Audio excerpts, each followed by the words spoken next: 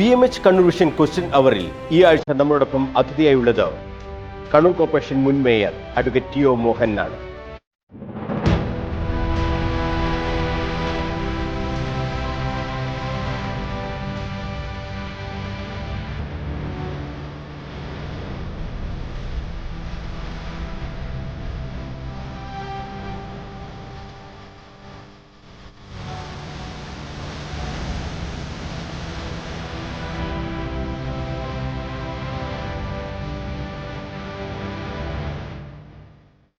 തദ്ദേശ ഭരണ തെരഞ്ഞെടുപ്പ് നടക്കാൻ ഇനി ഒരു വർഷം പോലുമില്ല. വാർഡ് പുനർവിഭജനത്തിന് ശേഷമായിരിക്കും തെരഞ്ഞെടുപ്പ് നടത്തുക. ഈ വാർഡ് പുനർവിഭജനവുമായി ബന്ധപ്പെട്ട് UDF വ്യാപക പരാതികളാണ് ഉന്നയിക്കുന്നത്. അങ്ങനെ വാർഡ് പുനർവിഭജനം നടത്തുമ്പോഴും സർക്കാർ പുറത്തിറക്കിയ മാർഗരേഖകൾ, ആ മാർഗരേഖയ്ക്ക് വിരുദ്ധമായി ഇപ്പോഴും പല സ്ഥലത്തും വാർഡ് പുനർവിഭജനം നടത്തിയിരിക്കുന്നു എന്നതാണ് ഏറ്റവും രസകരമായ. ആ 73-74 ഭരണഘടനാ ഭേദഗതിയിലൂടെ നിലവിൽ വന്ന ഇന്നത്തെ ഈ സംവിധാനത്തെ അതിൻ്റെ ഉദ്ദേശ ലക്ഷ്യങ്ങളെ പൂർണ്ണമായും തകിടം മറിക്കുന്ന വിധത്തിലാണ് ഈ വാർഡ് പുനർവിഭജനം.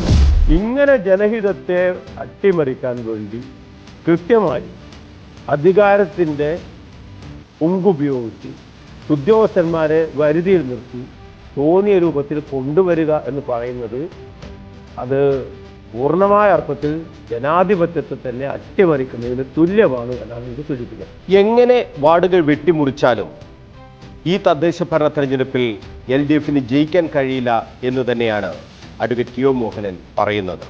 ഒരു തരത്തിലും ജയിക്കില്ല എന്ന് പറഞ്ഞ വടകരയിൽ 1 ലക്ഷത്തിലധികം വോട്ടാണ് ജയിച്ചത്. കഴിഞ്ഞ തവണ 40,000 വോട്ട് ജയിച്ച കാസർഗോഡും ഏകദേശം 1 ലക്ഷത്തോളം വോട്ടിനാണ് ജയിച്ചത്. കണ്ണൂർ കഴിഞ്ഞ തവണ 96 ആണെങ്കിൽ ഇത്തവണ 1,08,000-ത്തിലധികം വോട്ടിനാണ്. അപ്പോൾ റെക്കോർഡ് ഭൂരിപക്ഷത്തിന് അങ്ങോട്ട് ജയിച്ചതിൻ്റെ അകത്ത് ദേശീയ രാഷ്ട്രീയം മാത്രമല്ല, കേരളത്തിലെ ഇടതുപക്ഷ ജനാധിപത്യ മുന്നണി ഭരണകൂടത്തിൻ്റെ പോരായ്മകളും പരാജയവും തന്നെയാണ് ചർച്ച ചെയ്തത്. അത് ഈ വരാൻ പോകുന്ന ഗ്രാമപഞ്ചായത്ത് മുനിസിപ്പൽ തെരഞ്ഞെടുപ്പുകളിൽ കൃത്യമായി പ്രതിഫലിക്കും എന്ന് തന്നെയാണ് എൻ്റെ വിശ്വാസം. സ്ഥാനാർത്ഥി നിർണയം ഈ തദ്ദേശ ഭരണ തെരഞ്ഞെടുപ്പിൽ ഏറെ നിർണായകമാണ്. വളരെ സൂക്ഷ്മമായ കാര്യങ്ങൾ കണ്ണൂർ കോർപ്പറേഷനിലടക്കം ഇത്തവണ UDF നോക്കും എന്നും ടി ഒ മോഹനൻ വ്യക്തമാക്കുന്നുണ്ട്.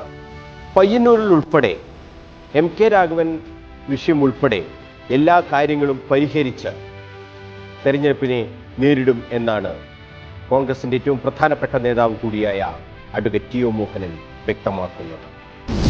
പയ്യന്നൂരിലെ രക്തസാക്ഷി ഫണ്ട് അടിച്ചു മാറ്റിയെന്നൊരു വിവാദം പയ്യന്നൂരിലെ CPM-നകത്ത്. ആ വിവാദം ഇപ്പോഴും കെട്ടടങ്ങി വന്നെനിക്കറിയില്ല. ജനകീയനായ ഒരു നേതാവാണ് അദ്ദേഹത്തിൻ്റെ രാഷ്ട്രീയ പ്രവർത്തനത്തിൽ ഏറ്റവും പ്രധാനപ്പെട്ട ഘട്ടത്തിൽ അദ്ദേഹം രൂപകൽപ്പന ചെയ്ത് ഉണ്ടാക്കി വളർത്തി വികസിപ്പിച്ച സ്ഥാപനമാണ് Madayi cooperative arts and science.